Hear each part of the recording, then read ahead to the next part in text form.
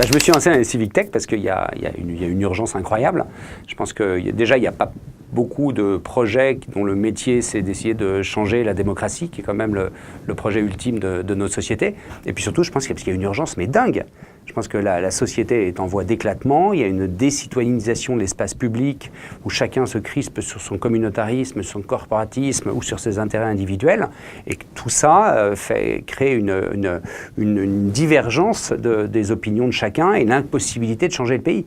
Donc c'est le moment ou jamais. Si on ne le fait pas maintenant, je pense que l'avenir peut être vraiment très sombre.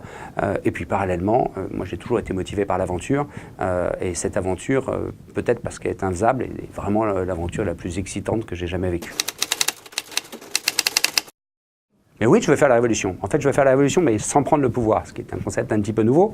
Mais le principe, c'est vraiment de massifier des opinions citoyennes et d'en faire un véritable mouvement de lobbying citoyen. Pas pour remplacer la démocratie, pas pour remplacer les élus, mais pour faire pression sur eux.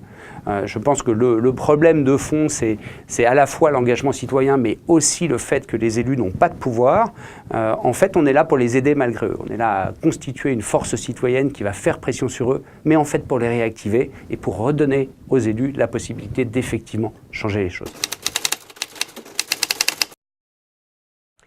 Je pense que tout est bloqué et que je pense que la seule manière de débloquer un système coincé, c'est de créer une masse d'utilisateurs à l'extérieur qui font pression dessus. En fait, on reproduit ce qui s'est passé pour les taxis avec Uber et ce qui se passe dans le cas de toutes ces grandes entreprises dont le marché est complètement révolutionné. Ils ont des forces de changement organiques, essayer de changer les élus, de changer la Constitution, d'avoir des mouvements citoyens, mais tout cela ne sont pas au bon braquet pour vraiment changer les choses.